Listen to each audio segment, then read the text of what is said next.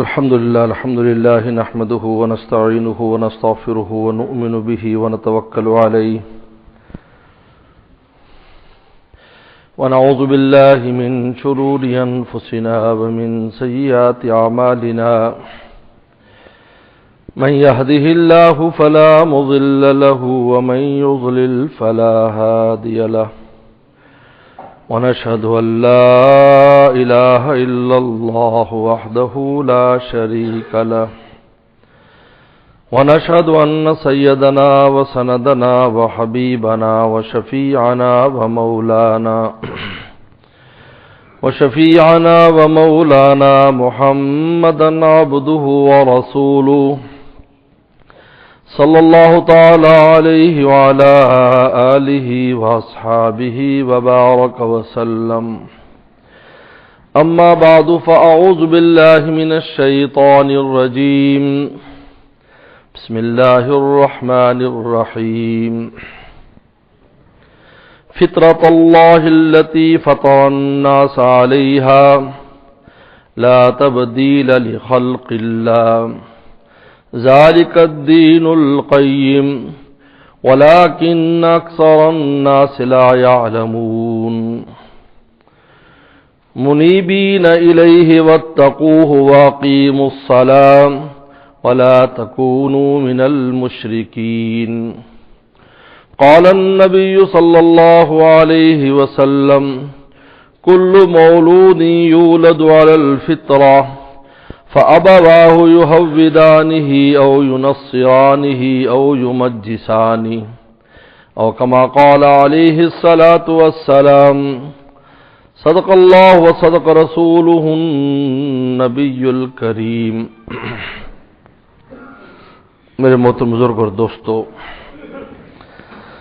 اللہ تعالیٰ نے جب یہ زمین آسمان کو بنایا تھا تو پہلے زمین کو ظاہر کیا گیا، بعد میں آسمان بنے اور پھر زمین کو سجایا گیا. 6 دن میں کام ہوئے.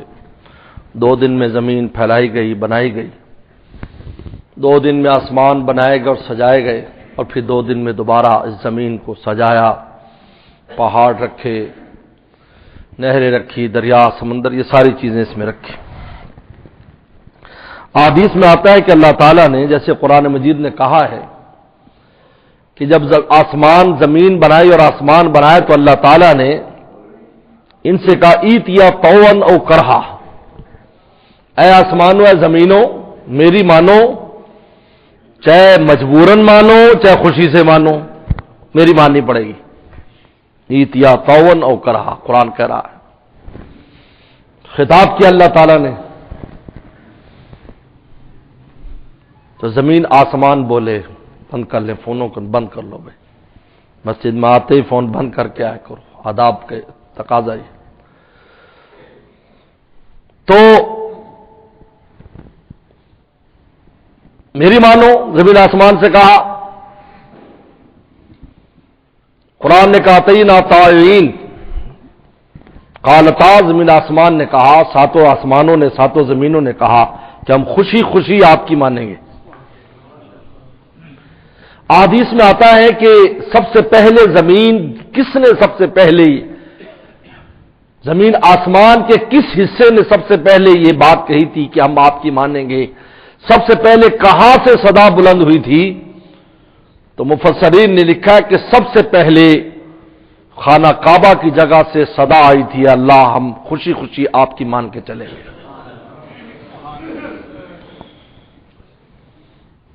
یہ جو خانہ کعبہ کی جگہ ہے یہ میرا اور آپ کا مبدأ ترابی ہے.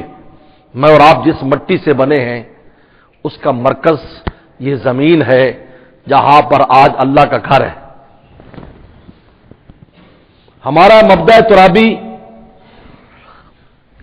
ہماری اس مٹی کا جو مرکز ہے وہ اللہ تعالیٰ کے یہ گھر ہے جس نے اس کائنات میں سب سے پہلے خوشی خوشی اللہ کے ماننے کا اقرار کیا اور صدا بلند کی. یہ کوئی احوالی چیز نہیں تھی بلکہ باقاعدہ زبان، ان کو زبان عطا کی گئی اور اس وہ زبان سے بولے. یہ تو مشکل بھی نہیں ہے یہ بات سمجھنا. پیغمبر سلام کے ہاتھ میں کنکریاں بولا کرتی تھی اور بتاتے اب اللہ کے رسول ہیں.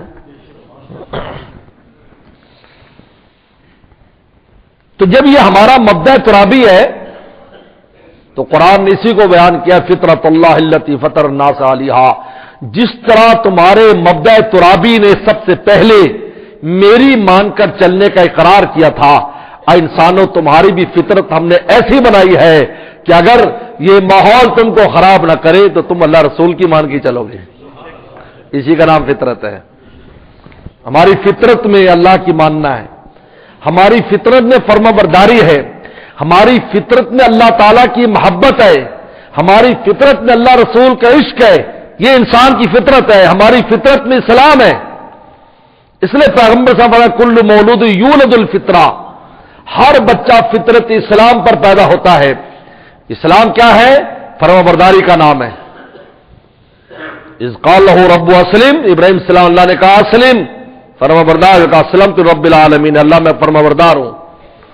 ہر پیغمبر کا دین اسلام ہوتا ہے، یعنی اللہ کی مان کے چلنا، اس کا نام اسلام ہے. لیکن ہماری عجیب خصوصیت ہے سماکم المسلمین، ہمارا دین بھی اسلام ہے اور ہمارا نام بھی مسلمان ہے. سماکم المسلمین، یہ عجیب بات ہے. یعنی ہمیں اسم با مسمہ کر دیا. کہتے ہیں اسم با مسمہ، کوئی اللہ کا دوست ہو، نام بھی حبیب اللہ ہو، کام بھی حبیب اللہ والے ہوں تو ڈبل کام ہو جاتا ہے. جو اس کا نام ہے وہی اس کا کام ہے. اللہ کی بات کرتا ہے وہ عبداللہ ہے وصف کے اعتبار سے، نام بھی اس کا عبداللہ ہو. اللہ تعالیٰ نے اس امت کو یہ خصوصیت بخشی ہے پیغمبر صلی اللہ علیہ وسلم کی برکت سے، اور ابراہیم صلی اللہ علیہ وسلم کی دعا کی وجہ سے یہ خصوصیت بخشی ہے وہ سماکم المسلمین، کہ اس آنے والی امت کا مذہب اور مسلک بھی اسلام ہے اور ان کا نام بھی مسلمان ہے. یعنی جو ہمارا کام ہے وہی ہمارا نام ہے. فرمایا کل مولود یولد الفطرہ، فطرت اسلام پر ہر بچہ پیدا ہوتا ہے. کوئی کسی گھر میں پیدا ہو، اگر اس کو مخلہ بالطبع کر دیا جائے، یعنی اس کو اس کی طبیعت پر چھوڑ دیا جائے، وہ دین حق کی طرف مائل ہو جائے گا، فوراً آئے گا. یہ وجہ کہ انسان کسی ایسے ماحول میں چلا جائے جہاں اس سے جنات اور شیاطین کا اثر ختم ہو جائے، کیونکہ یہ ہمیشہ جنات اور شیاطین چمٹے رہتے ہیں انسان کو. قرآن خود کہتا ہے انا ارسلنا الشیاطین الکافرین تعوذ مزہ، ہم ان کفار کے اوپر جنات کو مسلط رکھتے ہیں ہر وقت، اور شیاطین کو مسلط رکھتے ہیں، وہ ہر وقت ان کو گناہ کے کاموں میں لگائے رکھتے ہیں. قرآن کہہ رہا ہے. علامہ ابن قیم الجوزی رحمۃ اللہ علیہ امام ابن تیمیہ کے بہت بڑے شاگرد ہیں، جنہوں نے جیل کے اندر ان سے پڑھا ہے. جب حضرت جیل میں تھے تو کسی نے ان سے سوال کیا کہ یہ مسلمانوں کو جنات چمٹتے ہیں، ہم نے کبھی کفار کی طرف سے تو ایسا نہیں سنا کہ مسلمان کو جن چمٹ گیا اور یہ ہو گیا وہ ہو گیا. بڑی خوبصورت بات کی، کہا کہ ان کو تو ہر وقت ہی چمٹے رہتے ہیں، اگر چمٹے تو نہ رہتے تو غیر فطری کام ان سے کیوں کراتے؟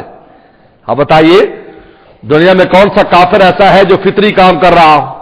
اپنے بوڑھے ماں باپ کو اولڈ ہاؤس کے اندر چھوڑ کے آنا، بتاؤ یہ فطری کام ہے؟ بتائیے. حرام کھانا یہ فطری کام ہے؟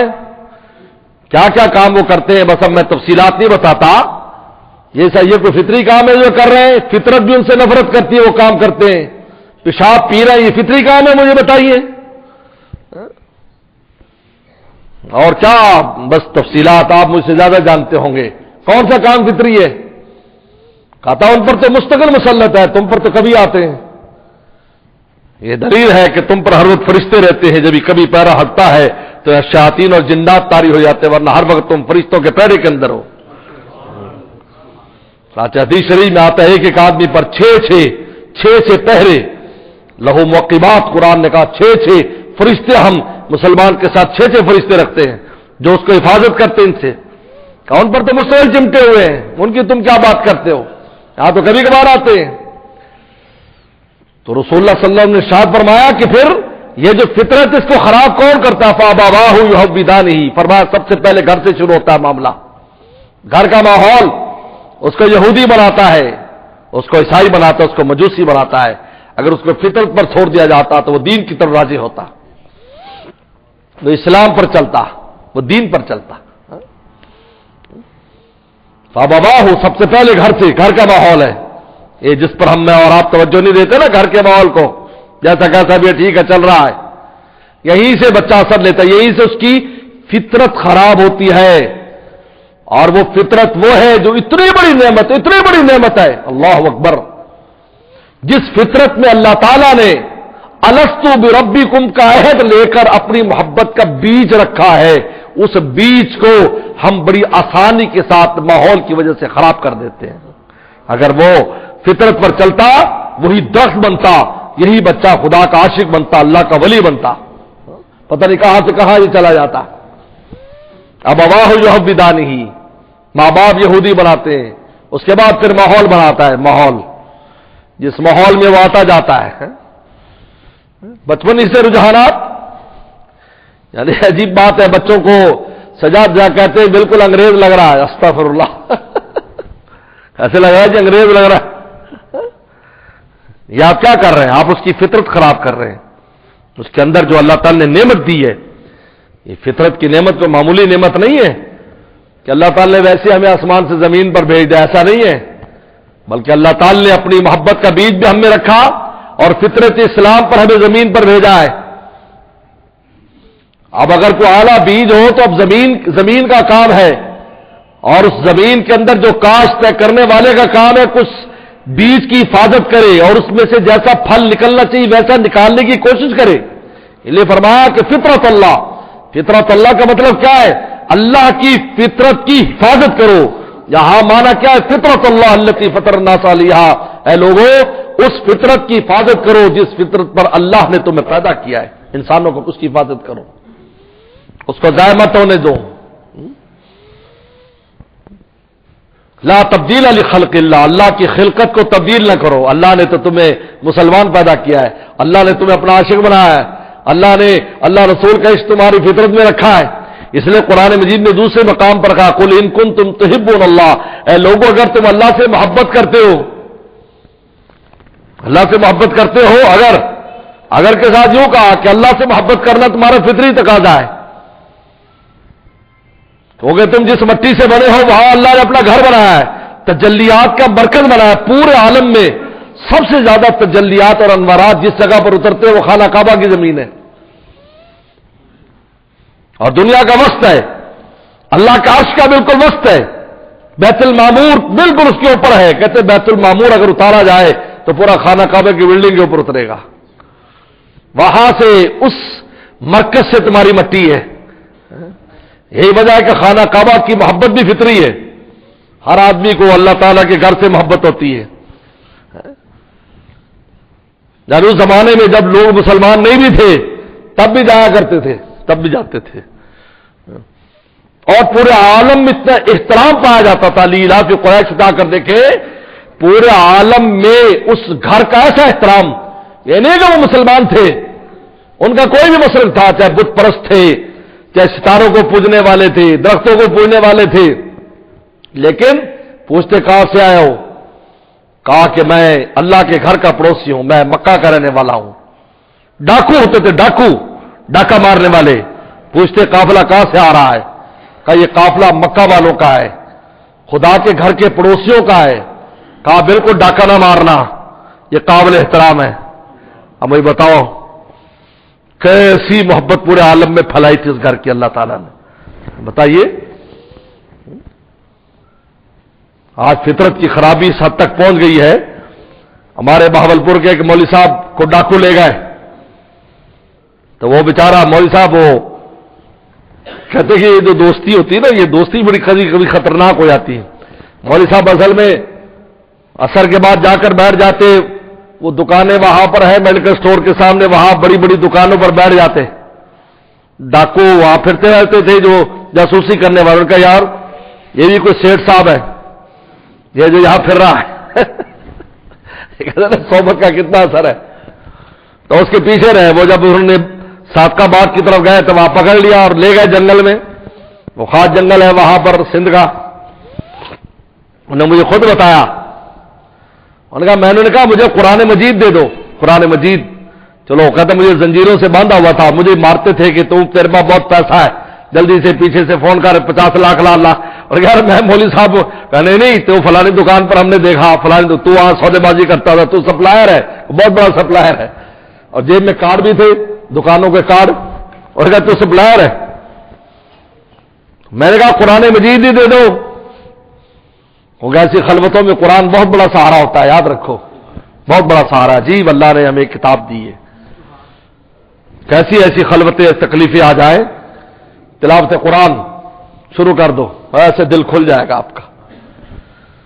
اور یا قرآن مجید دے دو، تو ڈاکو نے کہا کہ مجھے بتا، انہوں نے کہا نا قرآن نہیں دینا، اپنے گھر میں کہہ رہے ہیں جہاں عورتیں بچے ہیں وہ قرآن نہ دینا، اس لیے کہ اگر قرآن دے دیا تو یہ قرآن کا واسطہ ہمیں دے گا تو ہم ماننے پہ مجبور ہو جائیں گے۔ آپ دیکھیے ان کے دل میں قرآن کا کیسے احترام، اس لیے انسان کو نہیں سمجھنا چاہیے کہ میں ہی بہت اچھا ہوں، کیا پتا کس کی ادا خدا کو کیسے پسند آ جائے۔ فضیل بن عیاض کی یہی تو ادا پسند آئی تھی، ڈاکے بھی مارتے تھے لیکن 5 ٹائم نماز پڑھتے تھے، اللہ کو یہی ادا پسند آ گئی، ولیوں کا سردار بنا دیا اس کو۔ اللہ کی کیا مشکل ہے۔ تو اس زمانے میں عرض کر رہا تھا کہ خانہ کعبہ کی محبت پورے عالم میں ایسے پائی جاتی تھی کہ کوئی اور کچھ نہیں کہتے تھے، حالانکہ کچھ ہی مسلک مذہب کے لوگ تھے، کیونکہ وہاں اس انسان کا مبدأ ترابی وہی ہے، اس لیے اس کی محبت فطری ہے۔ میرے دوستو اس فطرت کی حفاظت کیسے ہوگی؟ 4 کام کرنے سے ہوگی۔ قرآن نے ہمیں بھی بتا دیا کہ 4 کام کرو اس فطرت کی حفاظت ہوگی۔ نمبر 1 منیبین الیہ، اپنے دل کو اللہ کی طرف متوجہ رکھو، یہ پہلا کام، اس کو ادھر ادھر نہ جانے دو، دنیا داری میں گم نہ ہونے دو، یہ دل مولا کی طرف رکھو، اس کو ادھر ادھر جائے پکڑ کے لاؤ۔ کسی اللہ والے سے کسی نے کہا میں نماز میں پڑھتا ہوں میرا دل میں ادھر ادھر چلا جاتا ہوں، کہتا ہے کوئی بات نہیں، کشتی جب پانی میں جاتی ہے تو اس میں لہریں ادھر ادھر لے جاتی ہیں، لیکن چلانے والا بانس کے ذریعے یا چپو کے ذریعے اس کو سیدھا رکھنے کی پوری کوشش کرتا رہتا ہے، اور جب کنارے پر پہنچتا ہے تو وہیں پہنچتا ہے جہاں اس کا اسٹیشن ہوتا ہے، یہ نہیں کہ یہاں سے چڑھے اور وہ آپ کو کسی اور ملک کے اندر پہنچا دیا۔ کہا کسی طرح نماز میں جو لہریں آتی ہے نا نفس اور شیطان کی طرف سے تیرے دل کو ادھر لے جانے کی، تیرا کام ہے کہ اپنی کشتی کو سیدھا کرتا رہے، اسی کا نام خشوع خضوع ہے، اسی سے تیری نماز اعلیٰ ہو، اسی کوشش سے اعلیٰ ہو جائے گی، اور پھر جب بہت ماہر ہو جائے گا تو پھر سیدھی کشتی چلانی آ جائے گی، تو ادھر لہروں میں بھی نہیں جائے گی، لیکن کوشش تو اسی کا نام ہے، گمراہ ہو جائے۔ منیبین ہے، یہی پہلا کام، دل کو مولا کی طرف متوجہ کرے، اس کو ادھر لاتا رہے، چلا جائے ادھر لائے نہیں، اللہ میں بس آپ کا، آپ اس دل میں آپ ہونے چاہیے، آپ کی محبت ہونی چاہیے۔ واتقو، دوسرا کام گناہ سے بچے، گناہ، کیونکہ گناہ فطرت کو خراب کرتا ہے۔ گناہ بالکل دیمک کی طرح ہے جو کیڑے کو جو کیڑا بیج کو کھا جاتا ہے، جو کیڑا جو ہے بیج کو کھا جاتا ہے وہ اندر سے کھوکھلا کر دیتا ہے، گری کھا جاتا ہے، اوپر سے خور رہ جاتا ہے، اس کو زمین میں ڈالو گے پودا نہیں پیدا ہوگا، یہ گناہ اس طرح ہے۔